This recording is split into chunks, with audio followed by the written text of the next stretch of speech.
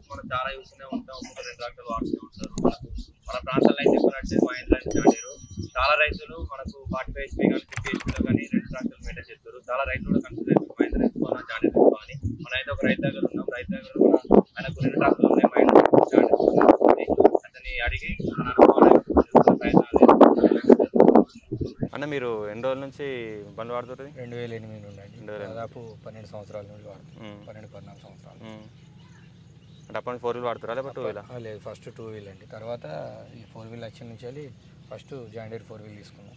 అప్పుడు 2008లోనా? తర్వాత harvester 4 wheel drive, తర్వాత మహేంద్ర 4 వీల్ డ్రైవ్ తీసుకున్నాం ఒక 4 years బ్యాక్ మహేంద్రాలో. ఇప్పుడు ఎట్లా అనిపించింది ఇప్పుడు దానికి ఈ బండికి రెండు తేడా? అంటే నేను జాండీర్లో వచ్చేసి 45 HP వాడినా, 50 HP వాడినా, 55 వాడినా, 4 వీల్లో 75 కూడా వాడినా.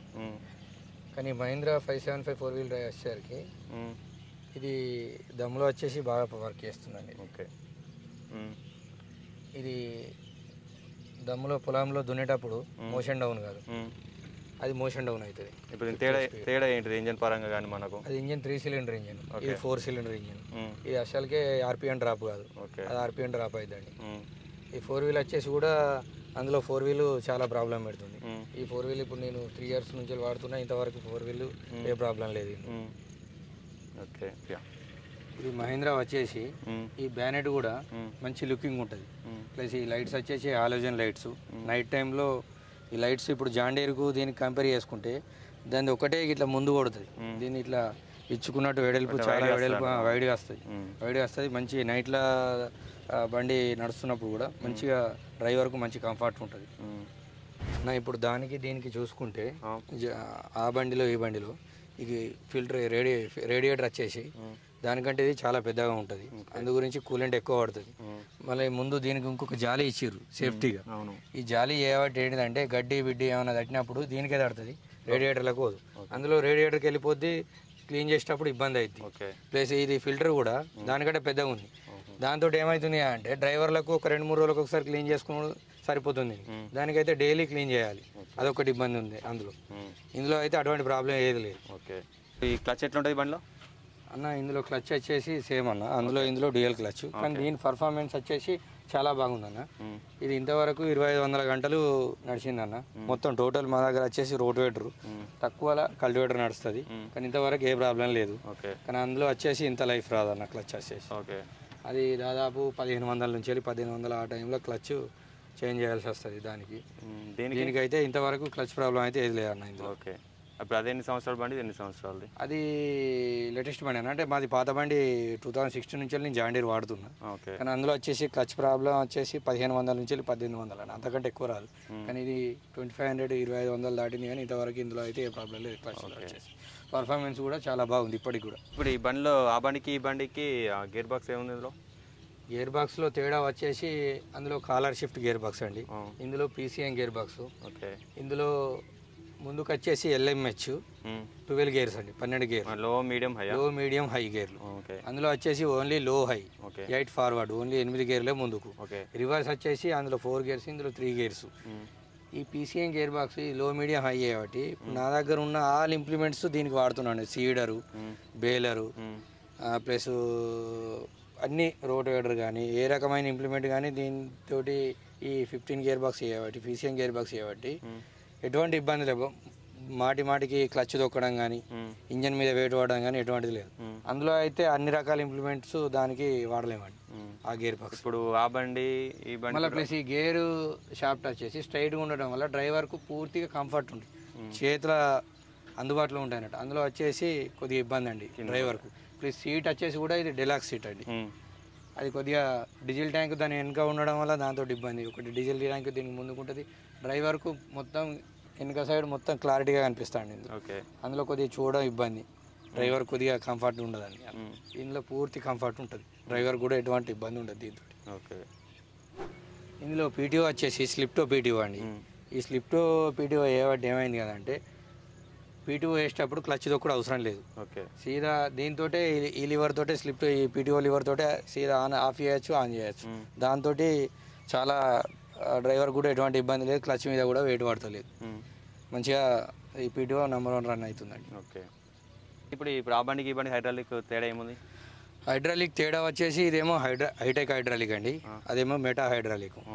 ఇది లిఫ్టింగ్ కెపాసిటీ వచ్చేసి 1700 కేజీలు, అది 1500 కేజీలు.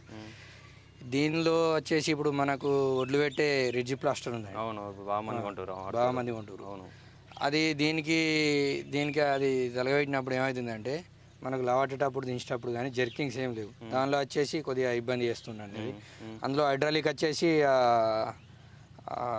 ఇంకా బ్యాక్ సైడ్ వచ్చేసి అది కొద్దిగా ప్లే వస్తుందండి. దీనిలో మాత్రం ఇంతవరకు అయితే ఏ ప్రాబ్లం లేదు. ప్లస్ డీసీపీసీ లివర్ కూడా మంచి కంఫర్ట్ ప్లేస్లో ఉన్నాయి. ఓకే. ఆ డ్రైవర్కి అందుబాటులో ఉంటాయి. అవి అందులో ఏమో కొద్దిగా కిందికి ఉంటాయి, అది కొద్దిగా డ్రైవర్కి ఇబ్బంది. హైడ్రాలిక్ వచ్చేసి నా దృష్టిలో మాత్రం ఇదైతే ఇప్పటి వరకు అయితే బెస్ట్ అండి. ఇంతవరకు అయితే ఏ ప్రాబ్లం లేదు అన్న. ఇది బండి ఎక్కడంలో కూడా మంచి కంఫర్ట్ ఉంటుంది అన్న. సీట్ వచ్చేసి కూడా డెలాక్స్ సీటు పెద్దగా ఉంటుంది, మంచిగా డ్రైవర్ కూర్చోవడంలో కానీ మంచిగా పర్ఫెక్ట్ సిట్టింగ్ పొజిషన్ ఉంటుంది అన్న. ప్లాట్ఫామ్ వచ్చేసి ప్లాట్ఫామ్, ఎటువంటి ఇబ్బంది ఉండదు. మోకాలు నొయ్యడం కానీ కాళ్ళ నొప్పి ఎటువంటి నొప్పి ఉండదు. స్టీరింగ్ కూడా మంచి అందుబాటులో ఉంటుంది డ్రైవర్కు, ఫుల్ కంఫర్టు. గేర్లు కూడా టోటల్ చేతిలో అందుబాటులో ఉంటాయి. టోటల్ క్లచ్ వేసేసి కూడా ఎటువంటి ఇబ్బంది ఉండదు డ్రైవర్కు. పీటీఓ లివర్ కూడా అందుబాటులో. టోటల్ మన సరౌండింగ్ ఉన్నట్టే ఉంటుంది టోటల్. డీసీపీసీ లివర్ వచ్చేసి కూడా అందుబాటులో, సీటు పక్కనే. డ్రైవర్కు ఇటు వాంగుడు అటు వాంగుడు అనేది ఎటువంటి ఇబ్బంది ఉండదు. బ్రేక్లు వచ్చేసి కూడా టోటల్ డ్రైవర్కు ఫుల్లీ కంఫర్ట్ అన్న ఈ వెహికల్ వచ్చేసి. అన్న ఇప్పుడు ఈ మహేంద్ర ట్రాక్టర్లో డీసెన్స్ ఉంది కదా? అవునన్న. దీనివల్ల ఏం లాభం రైతుకి? అయితే దీంతో అన్న డీసెన్స్ ఏమవుతుంది అంటే నాకు బండి ఎక్కడ నడుస్తుంది, మనం బండి దగ్గరికి పోవాల్సిన అవసరం లేదన్న. టోటల్ బండిలో డీజిల్ ఎంత ఉంది, బండి ఎక్కడ నడుస్తుంది, బండిలో ఏమైనా ప్రాబ్లం, బండి హీట్ అవుతుందా, ఏమైనా ఆయిల్ తక్కువైందా, ప్రతి ఒక్కటి నా ఫోన్కి మెసేజ్ వస్తా అన్న. దీంతో మనం ఒకటి ఎట్లా అంటే జియో ఫెన్సింగ్, మన బండి ఇప్పుడు ఈ పొలంలో నడుస్తుందంటే ఈ పొలంలోకి వెళ్ళి బయటకు వెళ్ళగానే నాకు ఫోన్కు మెసేజ్ వస్తాను. మార్క్ చేసి పెట్టినా మనకు ఫోన్కి అలర్ట్ వస్తుంది అన్న.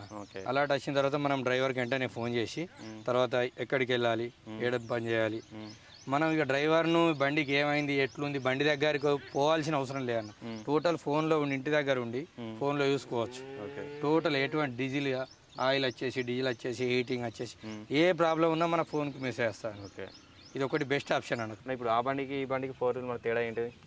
4 వీల్ వచ్చేసి అన్న ఇందులో వచ్చేసి కరారో గేర్ బాక్స్ అనేది కరారో మౌంట్ వస్తుంది.